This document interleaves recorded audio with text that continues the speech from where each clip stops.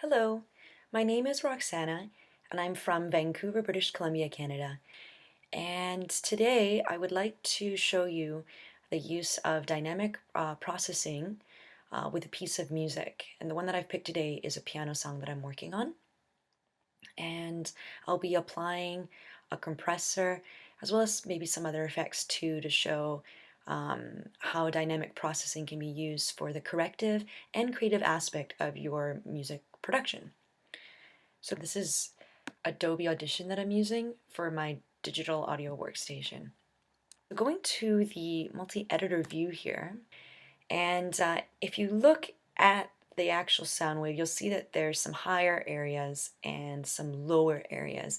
And once I take you through for listening, in this bar here, it does cap out into the red. So that's, of course, something we don't want. And so I'll use a compressor to help fix that. But first, let's hear what this sounds like before we do anything to the audio file.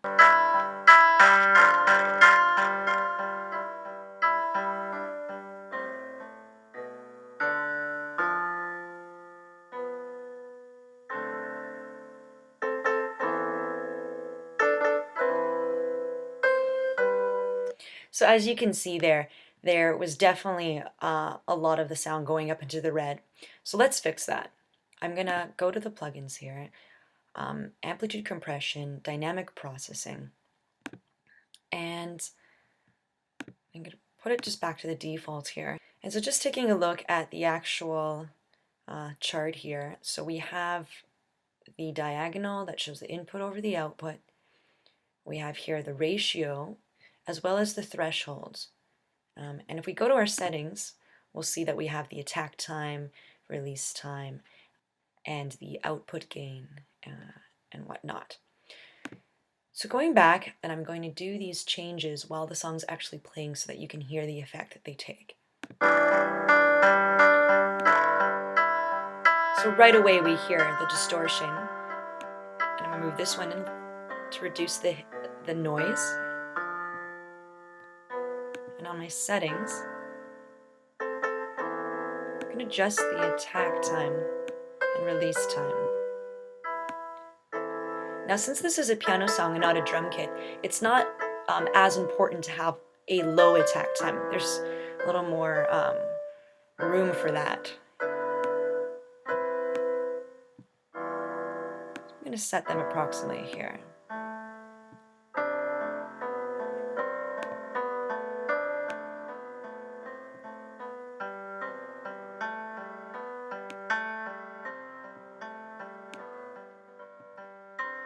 That a bit here.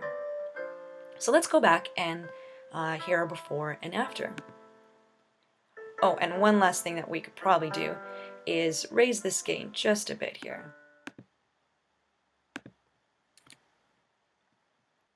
So now when we go back, let's hear and let's pay attention here to the level gain and see, does it cap out into the red, or has the dynamic processor that we put on work for what we want here?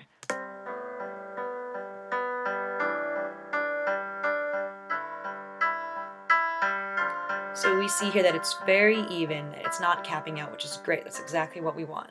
Applying those same effects, we'll see the change it makes to the sound wave.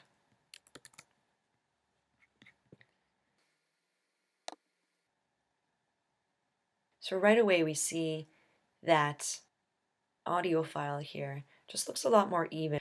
Great. So I'm gonna add a bit of a delay here.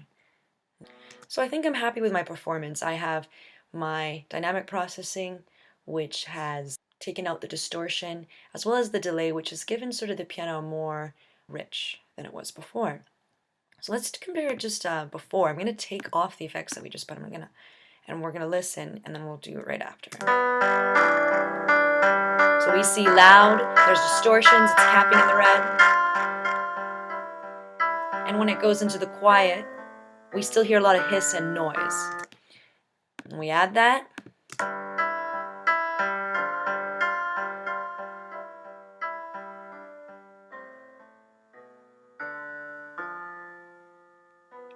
And then with our delay,